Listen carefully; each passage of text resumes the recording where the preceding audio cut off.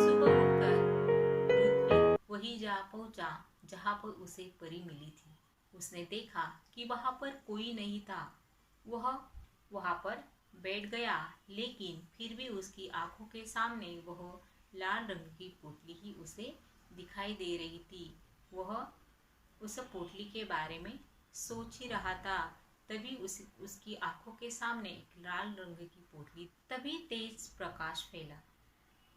ने देखा कि उसके सामने कल जो उसे परी मिली थी वही परी खड़ी थी, और परी के हाथ में वही लाल रंग की पोटली थी जो ऋत्विक ने राहगीर को वापस दे दी थी, और जो राहगीर के पूछने के बाद ऋत्विक ने वापस राहगीर को दे दी थी। वही लाल रंग की पोटली उसे परी के हाथों में दिखाई दी। परी ने पूछा, कैसे हो ऋत्विक?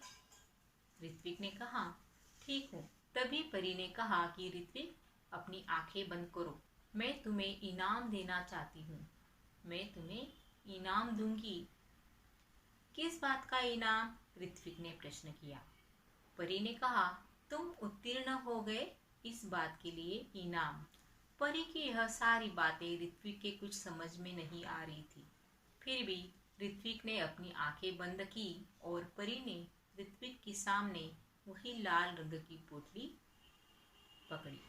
ऋत्विक ने वह लाल रंग की पोटली देखी तो वह हैरान हो गया। यह तो वही पोटली थी जो उसने राहगीर को वापस दे दी थी। तब जाकर परी ने ऋत्विक को कहा कि कल जो राहगीर तुम्हें मिला था वह कोई और नहीं, मैं ही थी। मैंने ही राहगीर बनकर तुम्हारी ईमानदारी की परीक्षा ली थी, और तुम अपनी ईमानदारी की परीक्षा में पास हो गए हो, उत्तीर्ण हो गए हो। इसलिए यह पोटली मैं अब तुम्हें देना चाहती हूँ। और पोटली देते हुए परी ने ऋत्विक को समझाया कि ईमानदार व्यक्ति के जीवन में किसी बात की कमी नहीं होती। जाओ, तुम्हें मनचाही वस्तु मिलेगी। परी ने ऋत्विक से क्या समझाया? परी ने ऋत्विक को क्या समझाया कि ईमानदार व्यक्ति के जीवन में किसी वस्तु की कमी नहीं होती। जाओ, तुम्हें मनचाही वस्तु मिलेगी। ऐसा कहकर परी वहां से चली गई और ऋत्विक वह पोटली लेकर अपने घर वापस आ गया। ऋत्विक के पास शब्द नहीं थे। ऋत्विक के पास परी का धन्यवाद देने के लिए शब्द नहीं थे, और उसकी आंखें भर आई। ऋत्विक की खुशी से आंखें भर आई, और जब ऋत्विक घर आया तो वह मखमली लाल रंग की पोटली ऋत्विक ने अपनी माँ के हाथों में थमा दी। जब ऋत्विक की माँ वह पोटली खोलने लगी तो वह पोटली कई गुना बड़ी होने लगी। कई सुंदर सुंदर किताबें बाहर निकलने लगी,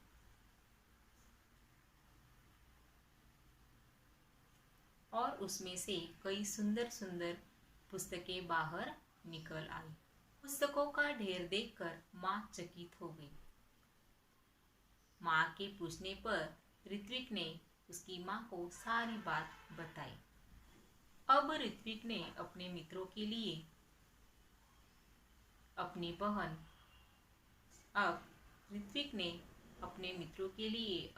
बहन कृतिका की सहायता से एक बड़ा पुस्तकालय खोला। अब यहाँ सभी बच्चे आने लगे और पुस्तक पढ़ने का आनंद लेने लगे। ज्यादातर अब ऋत्विक का समय इस सब पुस्तकों के बीच ही बीतने लगा, और उसके कारण ऋत्विक की यह पुस्तक पढ़ने की जिज्ञासा, उसकी रुचि देखकर सारा गांव ऋत्विक को पुस्तक मित्र के नाम से जानने लगा। ऋत्विक की यह पुस्तक पढ़ने की रुचि और जिज्ञासा देखकर सारा गांव ऋत्विक को पुस्तक मित्र के नाम से जानने लगा। ऋत्विक ने पुस्तकों को ही अपने जीवन का ध्येय मान लिया था। ऋत्विक ने पुस्तकालय को ही अपने जीवन का ध्येय बना लिया था। उसका सारा समय अब पुस्तकों के बीच बीतने लगा। एक दिन पुस्तकें पढ़ते पढ़ते ऋत्विक की आंख लग गई। आंख लगना यानी क्या? नींद आ जाना। आंख लगना यानी क्या? नींद आ जाना। एक दिन पुस्तक पढ़ते पढ़ते ऋत्विक की आंख लग गई और वह वहीं पर सो गया और उसने देखा कि पुस्तकें उससे बातें करने लगी। उसकी आंखों के सामने पुस्तक उससे बातें कर रही थी।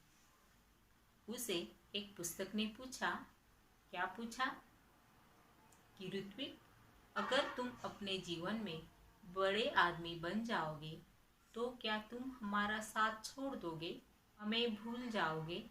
ऐसा प्रश्न वह पुस्तक ने ऋत्विक से किया। ऋत्विक ने कहा, नहीं नहीं, अब तो तुम ही मेरे साथी हो, मित्र हो। तभी किसी ने ऋत्विक को आवाज दी और उसकी नींद खुल गई। जागने पर वह बहुत देर तक सोचता रहा कि आगे जाकर वह बहुत बड़ा पुस्तक भंडार खोलेगा। आगे चलकर वह बहुत ही बड़ा पुस्तक भंडार खोलेगा। ऐसी यह कहानी ऋत्विक की। तो हमने इस पाठ से ऋत्विक का स्वभाव देखा कि ऋत्विक यह बहुत ही ईमानदार लड़का है और उसे पुस्तक पढ़ने में बहुत ज़्यादा रुचि है। तो हमें इस पाठ से यह सीख मिलती है कि ईमानदारी यही एक हमारा सबसे अच्छा गुण है और सचमुच ईमानदार व्यक्ति के जीवन में किसी बात की कमी नहीं होती।